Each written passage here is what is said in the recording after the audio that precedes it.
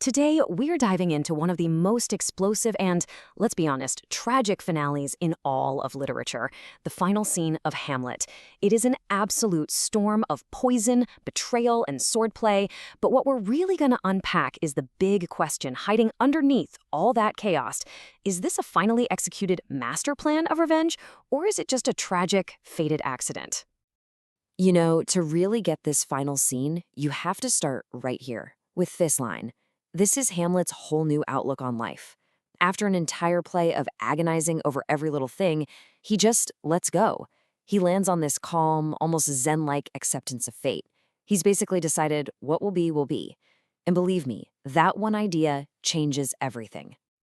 So, the guy who famously overthought everything to the point of paralysis, he finally does the deed. But here's the question we're going to tackle. How much of it was actually him? Was this his grand design finally coming to fruition? Or was he just caught up in a chaotic mess that was way bigger than him? Okay, so before a single sword is even drawn, we've got to understand this massive shift in Hamlet's thinking. His journey from being stuck in his own head to embracing whatever comes his way, well, that's the key that unlocks this whole final scene. It's all about moving from procrastination to providence.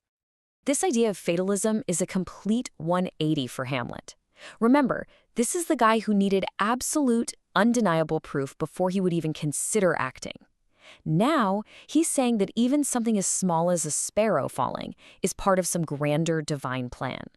He's basically shedding this huge intellectual weight that's been crushing him. He's ready for anything, because he figures it's all meant to be. So while Hamlet is having his big philosophical breakthrough, Claudius and Laertes are doing the complete opposite. They are scheming, plotting, trying to control every single variable. And their very man-made, treacherous plan is on a direct collision course with Hamlet's newfound trust and fate. And let's be clear, this is not a fair fight. It's a straight-up assassination plot with layers. First, they've got the sharpened sword. No dull practice tip. That's plan A. Plan B, a deadly poison on the tip of that sword. And if all else fails, plan C is a poison drink for Hamlet. They really think they've got all their bases covered. So what we have here are two totally different kinds of Avengers. You've got Laertes, who is all action, all fire and fury. I mean, the guy says he'd cut Hamlet's throat in a church. Then you have Hamlet, the ultimate thinker, the guy who's been delaying his revenge by thinking too much. And now, these two opposites are about to clash. And so the duel begins. But what was supposed to be this carefully staged execution, it just spirals into total chaos almost instantly. This is the moment where every plan, both human and maybe divine, just falls apart in the most catastrophic way you can imagine. It all happens so fast, like a set of deadly dominoes. First, plan C goes wrong. Gertrude drinks the poisoned wine. Oops. Then plan A works. Laertes gets a hit on Hamlet with the poisoned sword. But then, and this is the key moment of chance or fate, they get into a scuffle, and somehow the swords get switched. And that changes everything. Now Hamlet has the poisoned weapon, and he wounds Laertes. The whole trap just backfired. At this point, poison is literally coursing through the veins of almost everyone important in the room. The web of lies just can't hold anymore. The truth is about to come pouring out. And this is the line. This is the moment it all breaks open. As he's dying from his own trick, Laertes does the one thing Hamlet couldn't manage to do for 5 acts. He points the finger right at Claudius and publicly calls him out for everything. The truth just comes out in a flood. The queen cries out that she's been poisoned. Laertes spills the beans about the whole sword plot, and right in the middle of all this madness, Hamlet gets his own death sentence. He finds out he's dying. His mother is dead, and the guy responsible is standing right in front of him.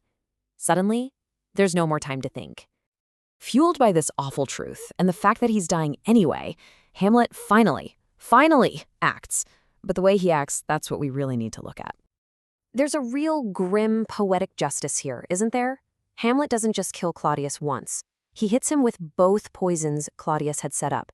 He stabs him with the poisoned sword and makes him drink from the poisoned cup. The king literally dies by his own wicked plans. But let's stop and ask ourselves, is this the same revenge he was thinking about way back in Act 1? Is this some kind of thought-out philosophical justice?